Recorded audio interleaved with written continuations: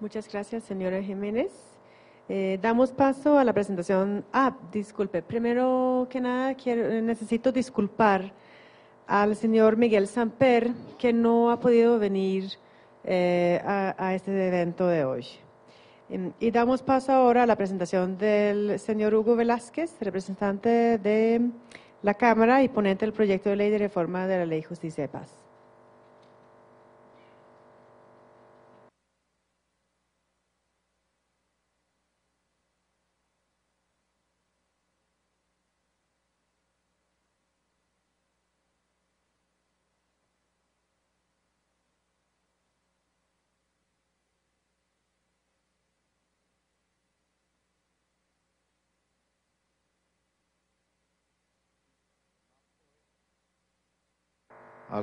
Al doctor Jorge Perdomo, vicefiscal general de la Nación, al doctor Gustavo Gallón, a las magistradas, magistrados, jueces y fiscales. En mi condición de ponente en la Cámara de Representantes de la ley, de la reforma a la ley 975, primero tengo que presentarles a ustedes el panorama de cómo está el trámite de la ley, antes de referirme a las importantes observaciones que aquí se han hecho. Este proyecto fue iniciativa de la Fiscalía General de la Nación, en cabeza de la doctora Vivian Morales. Fue muy discutido primero en el seno de la Fiscalía, pero también el proyecto fue luego acompañado por el Ministerio de Justicia y fue precisamente el actual vicefiscal, en entonces viceministro de Justicia, quien también contribuyó a su enriquecimiento, como lo hizo también el doctor Miguel Samper, la OEA, el doctor Baltasar, en su condición de asesor, y pudimos escuchar muchos sectores en torno a la reforma de esta ley. Fue votada por unanimidad en la Comisión Primera de la Cámara y en la plenaria de la Cámara, en donde el Polo Democrático hizo un aporte complementario que fue acogido por la totalidad de los congresistas. Frente a la reforma a la ley 975, como también al marco para la paz de rango constitucional que está para último debate, yo tendría que fijar una posición personal, anotando que soy del departamento del Meta y por lo tanto estoy inmerso de manera muy directa en el conocimiento del problema del conflicto. Yo no creo que las dificultades de justicia y paz estén en la ley de justicia y paz, ni que sean de índole normativa.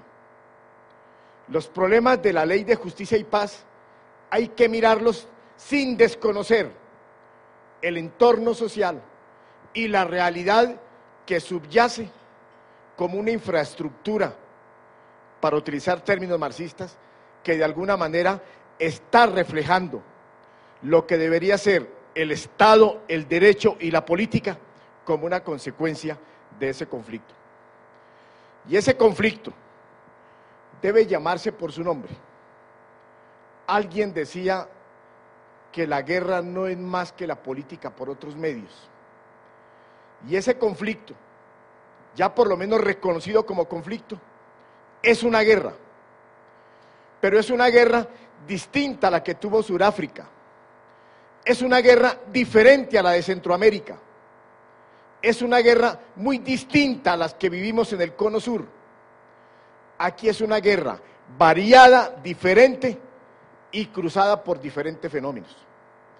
Cuando se aprobó la ley 975, por ejemplo, se pretendió darle estatus político a quienes nunca tenían vocación política ni buscaban el poder, pero eran igualmente generadores de violencia.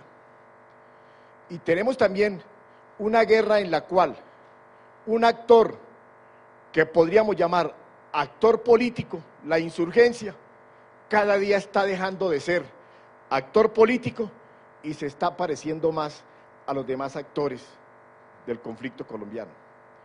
Pero además es una guerra que está fermentada por fenómenos como el del narcotráfico.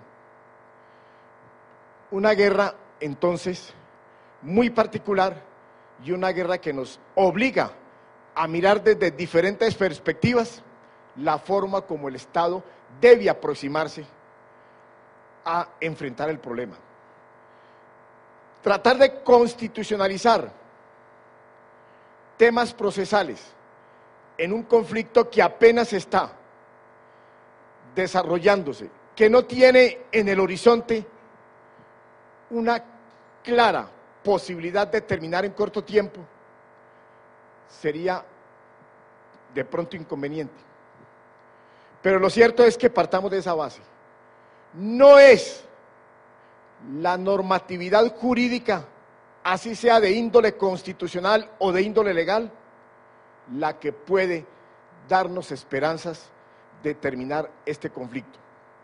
Y la Ley de Justicia y Paz es un instrumento, pero un instrumento procesal que está destinado a un sector muy pequeño, casi insignificante, de la totalidad de ese conflicto, a los que están postulados. Y de pronto podríamos hablar de otras leyes que complementarían lo que es la justicia transicional, la Ley 1424 y la Ley 1448.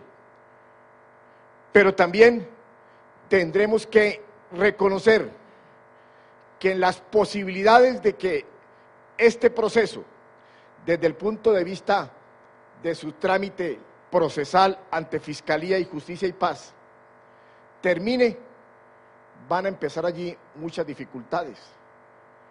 Y una de ellas de índole financiera. Aquí no se ha dicho, por ejemplo, que el país aprobó, que el Congreso aprobó un acto legislativo que impone la sostenibilidad fiscal como criterio para que el Estado pueda asumir cualquier responsabilidad, así sea de índole social. Tenemos entonces, doctor Gayón, indudablemente allí un obstáculo casi que insalvable para que se puedan abordar temas de lo que podría ser el trámite postprocesal o inclusive el posconflicto.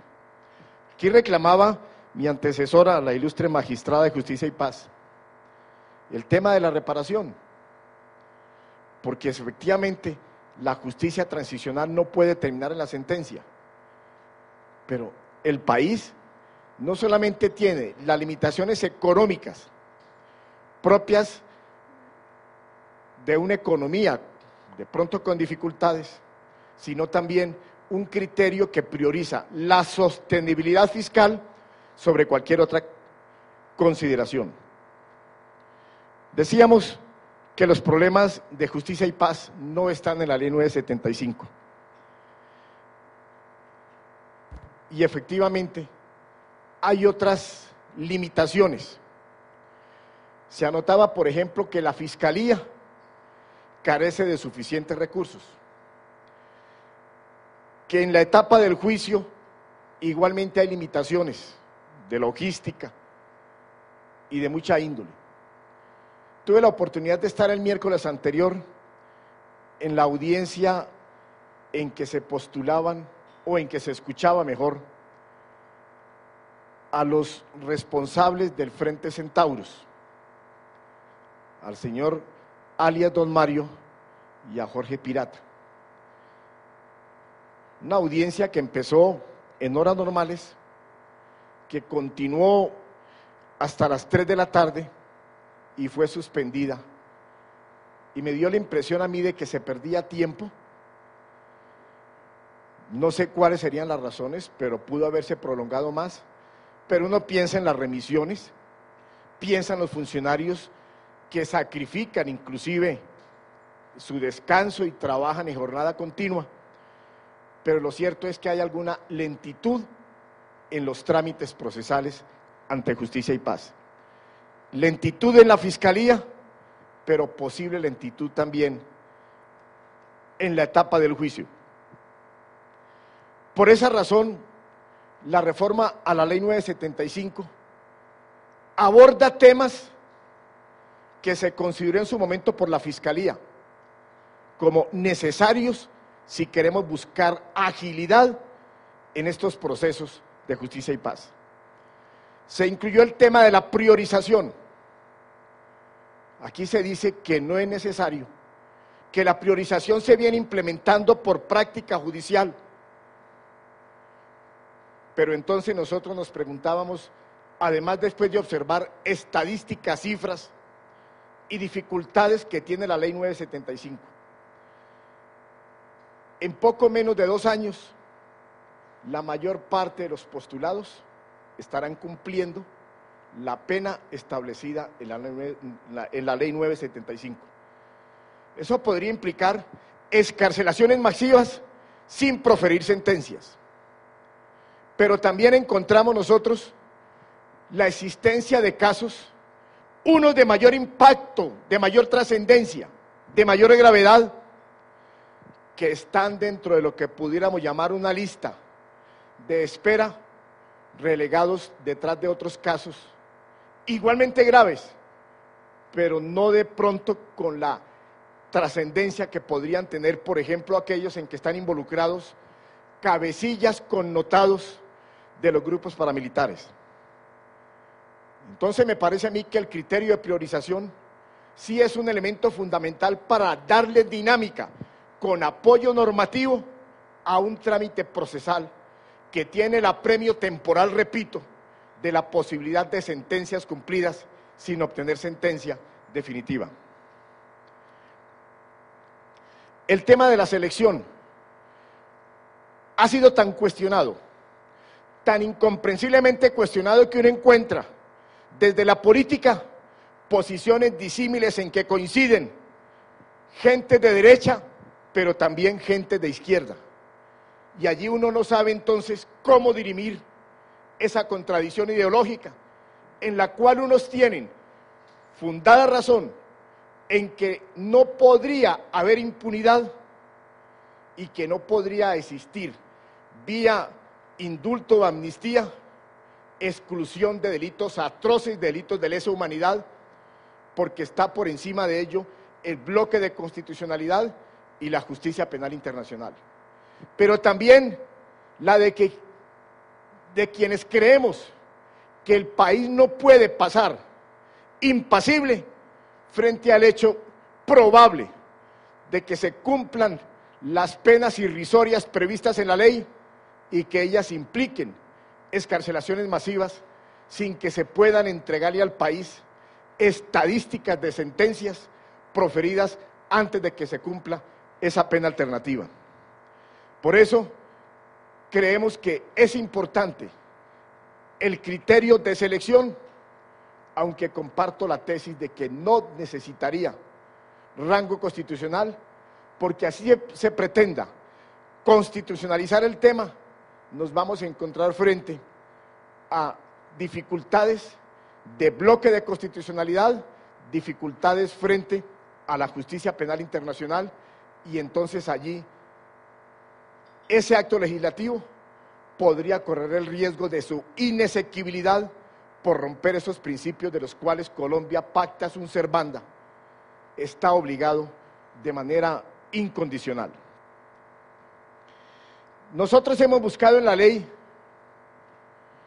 por iniciativa de la Fiscalía, reducir su trámite, y fue así como se suprimió una audiencia, permitiendo que se concentren los trámites en Fiscalía a 2 audiencias y el trámite procesal igualmente, para que se pueda facilitar la evacuación procesal lo más pronto posible.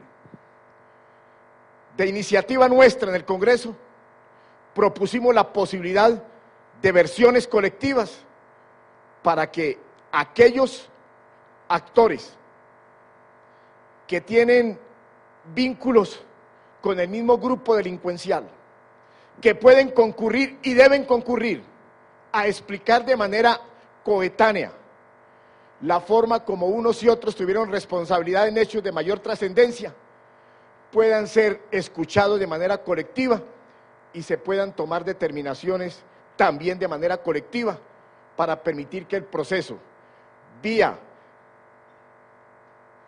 estas versiones colectivas, pueda reducir su universo sin perder la identidad del problema y sin perder la identidad o del motivo o de los autores de los diferentes actos criminales.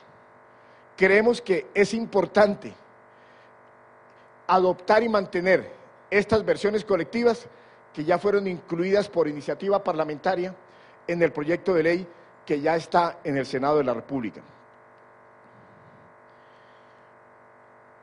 Hay una preocupación igual sobre el tema de bienes. Es irrisorio el quantum y la calidad de los bienes que se han entregado por parte de los postulados. Absurdos. Yo he sabido, por ejemplo, de algún postulado que entregó una motocicleta, y entonces uno no sabría si la relación costo-beneficio que debe implicar tener esos bienes, administrar esos bienes para que sirvan a la finalidad de resarcir a las víctimas, puede resultar más oneroso y con mayores dificultades. Se trata con el proyecto de ley de darle más poderes al juez y obviamente a la Fiscalía para que pueda establecer medidas cautelares sobre bienes de toda naturaleza, articulando además estos instrumentos con la ley 1448 para que se puedan registrar embargos y medidas cautelares en general que saquen los bienes del comercio y les garanticen su permanencia al servicio de las víctimas y dentro del proceso correspondiente. Dimos facultades inclusive para que la Fiscalía y los jueces, los magistrados de justicia y paz, puedan perseguir bienes, por ejemplo, bienes depositados o recursos depositados en entidades financieras, no solo en Colombia, sino en el exterior, previos acuerdos, obvio, con cada uno de los estados, para que se puedan asegurar esos recursos con la finalidad de que atiendan a las víctimas. Vamos a darle más poderes al proceso de justicia y paz para que pueda cautelar esos recursos y esos bienes como una medida que nos permita a nosotros fortalecerlos.